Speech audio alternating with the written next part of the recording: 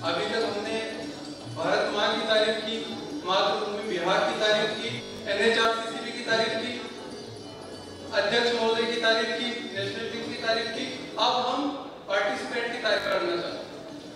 तो आपके लिए 2 शब्द अर्पित करता हूं कि संघर्ष भरा जीवन तेरा, संघर्ष भरा जीवन तेरा, संघर्षों से घबराना नहीं। जब रात हो काली घनी तो समझो होने वाली है सुबह नहीं। जीवन के इस रण में तुझको विश्वास अटल रखना होगा, जीवन के इस रण में तुझको विश्वास अटल रखना होगा।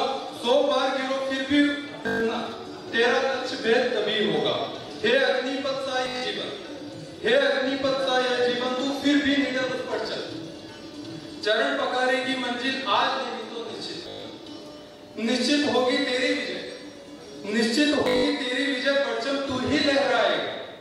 हो एकाग्र तू चलता चल, बस चलता चल, बस चलता चल। विजय सुनिश्चित है तेरी, आज नहीं तो निश्चित कर, आज नहीं तो निश्चित। इन्हीं शब्दों के साथ मैं आप सबके इंतजार की घड़ियों को समाप्ति की ओर ले जाते हुए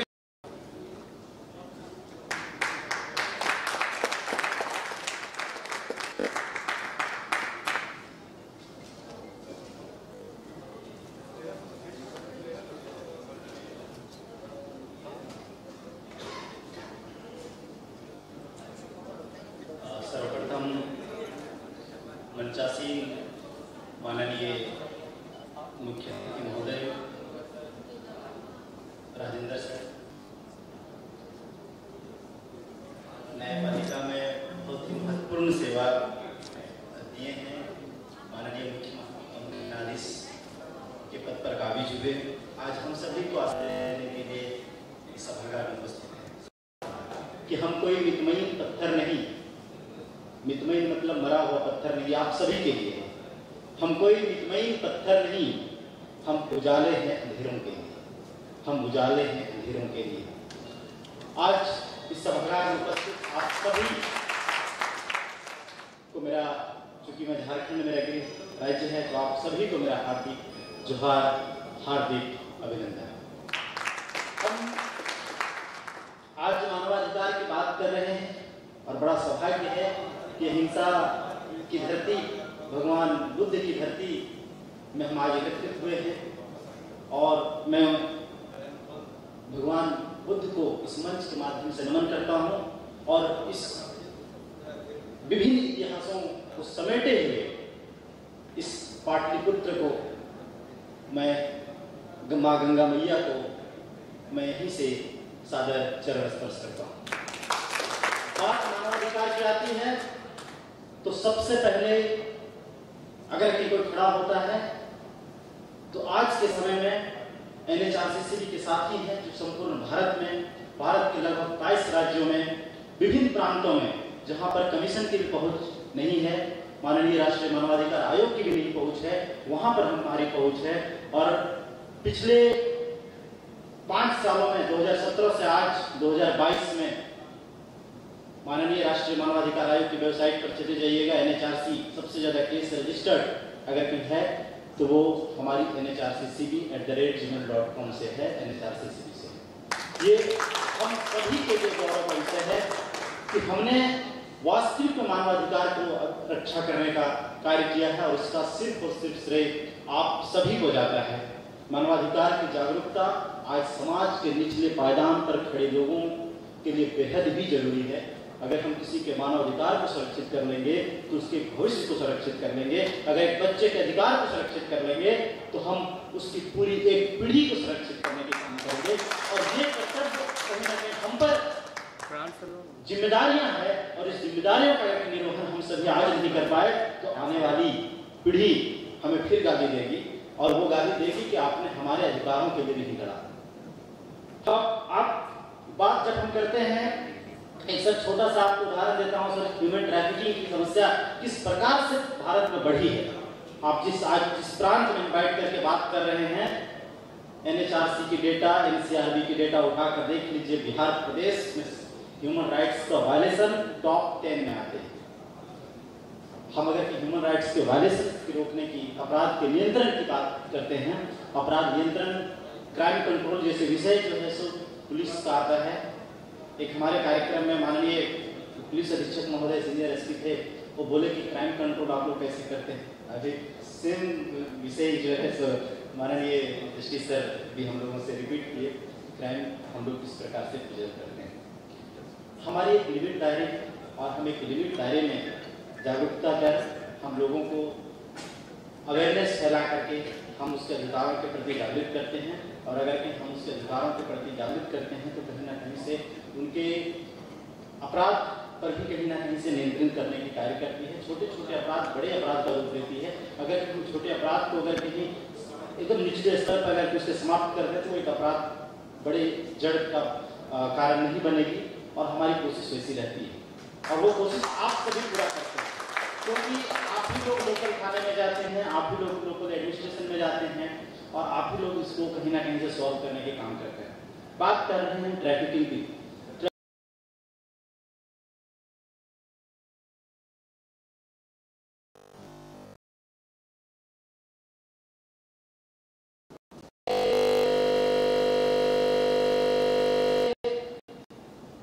किसी के घर में काम के लिए लगाया जाता है और जो काम करने के लिए लगाया जाता है वो भी प्रतिष्ठित व्यक्ति थे, मैं किसी का नाम उजागर नहीं करूंगा। जब उसको 6 महीने लगभग वो वहां काम करती है और आप समझ रहे हैं उसका शारीरिक शोषण भी उसका वहां पर होता है। अगले 6 महीने बाद उस बच्ची को, चूंकि वो परिवार कहीं बाहर जा रहा था, उस फिर बच्ची को किसी और को बेच दिया जाता है। वो 20,000 में बच्ची को खरीदा था, फिर उस बच्ची को 60,000 में बेच दिया गया, दिल्ली में होता। फिर 6 महीने बाद फिर उस बच्ची को एक जगह पर फिर बेच दिया गया और उसके 3 महीने बाद उस बच्ची को मध्य प्रदेश के गुना में किसी के यहाँ बेच दिया गया। और वो बच्ची अब समझ चुकी थी कि अब मेरी जिंदगी में जीना बेकार है और अंत समय में वो खुद को सुसाइड कर लेती है। और ये खबर पूरे भारत में फ्रंट पेज की न्यूज बनी थी।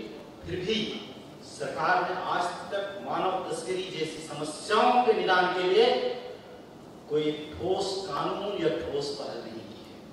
आज इस मंच के माध्यम से हम इतना तो जरूर कहना चाहेंगे कि अगर कहीं हम मानव के अधिकारों की रक्षा करना चाहते हैं तो कहीं ना कहीं से शोषित होते उन बच्चियों को, शोषित होते उन बच्चों के अधिकारों को रक्षा करने के लिए एक विस्तृत कानून भी बनाने की जरूरत है। कानून भी है लेकिन उसके क्रियान्वयन की जरूरत है। और अगर कहीं पर जो ट्रैफिकिंग की समस्याएं हैं उसका एक कारण है बेरोजगारी और भूखमरी जैसी समस्याएं हैं। जब आप ट्राइबल्स एरिया में जाएंगे तो आप इंडो बॉर्डर, यहाँ पे आप हम लोग इंडो नेपाल बॉर्डर के कई साथी हैं, काफी ट्रैफिकिंग केस उस एरिया में आती हैं।